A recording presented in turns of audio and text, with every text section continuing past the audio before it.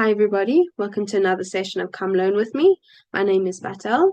Today's article, Why Solar Electric Vehicles Might Be the Next Generation of EVs. Let's get started. The world's first commercial solar electric vehicles are hitting the US and European markets in the next few years.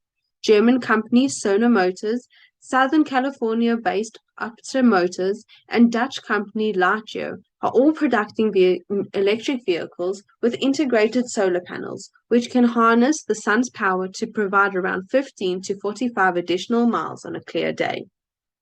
These vehicles also have a regular lithium-based battery that can charge using electricity from the grid.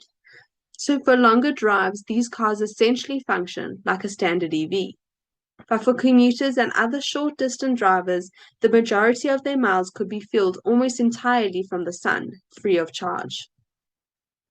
Dan Kamen, professor of energy at UC Berkeley, says he expects this tech will make good financial sense for many consumers.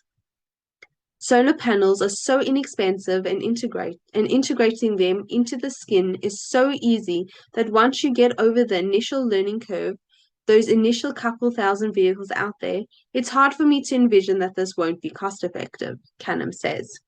The car's coming to market. The Sono Scion, which is expected to begin production in Europe in mid-2023, is priced starting at just $25,000. Its battery has a 190-mile range, and while the car also has a 465 integrated solar half cell on its exterior, the boxy 5-seat hatchback appears unassuming and practical. So this car gives you per year 5,700 miles free of charge, free of any cost because it comes from the sun. This is roughly 15 miles a day, which is perfect for commuters, says Sono Motors CEO and co-founder Lauren Hang. He says that when the Scion hits the US market, it will make for an ideal second vehicle. Here's a picture of this vehicle. In terms of looks, Aptra vehicle is one of the opposite ends of the spectrum from Sono's. Aptra's zippy three-wheel seats two, has motors in the wheels for greater efficiency, and is designed to be as aerodynamic as possible.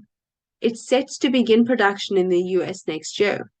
When you start with aerodynamics as the basic for your vehicle, you end up with something that looks very different than anything else on the road.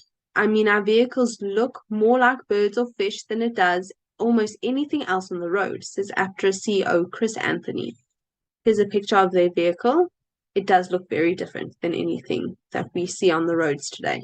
Very interesting. Depending on range and other optional features, the Aptra costs between $26,000 and $48,000. Because it is so lightweight, Aptra Premium Models has a lithium-ion battery with a 1,000-mile range. Its base model is a 250-mile range.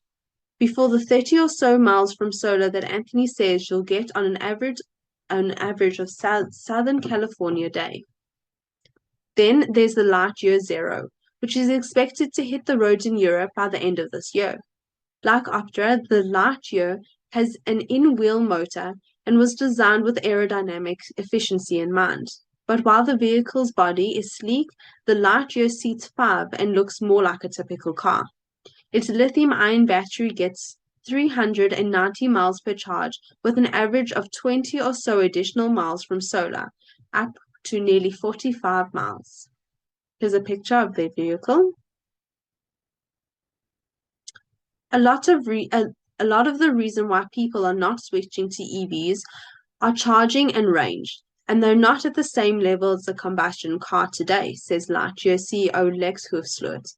He says the company is targeting customers who would not normally have considered buying an electric vehicle. So we're going to a level where actually you have to recharge this than you would have to refuel when you have a combustion car. The Lightyear Zero will cost a whopping $250,000, but Hoofsloot said that's because the initial model is a limited release. When production scales and the Lightyear 2 hits the market in 2025, Hoofsloot said it will cost $30,000. The future of solar electric cars. It may be a while before we start seeing other automakers incorporating solar into their electric vehicles. Though since just slapping solar panels on many large, heavier vehicles might not provide enough power to justify the added cost, however small. Manufacturers nowadays have chosen the kind of lazy man approach to building electric cars, where if they were more in range, they would put a bigger battery, Hoofsloot says. And more manufacturers are starting to realize that the bigger the battery, the bigger battery will still remain very expensive going into the future. So efficiency really is the way to increase the range without needing to pay for a large battery. Because of top-of-the-line solar panels are only 22% efficient, and the small surface area of the car limits how many panels they can have, these first-generation solar electric cars won't support long-distance drivers. But as technology, such as solar glass, which can turn windows into solar panels, improve, Cummins sees a future where driving 80 to 100 miles on solar power alone is a possibility. It really builds into this idea that when we electrify transportation, we are not actually going to be stressing the grid, he says. More vehicles themselves can be more and more autonomous. And in the end, I think we're going to be selling electricity out of our solar cars and back into the grid. If you enjoyed this video, please like and subscribe and check out the links below to see how we can help your business. Have a good day.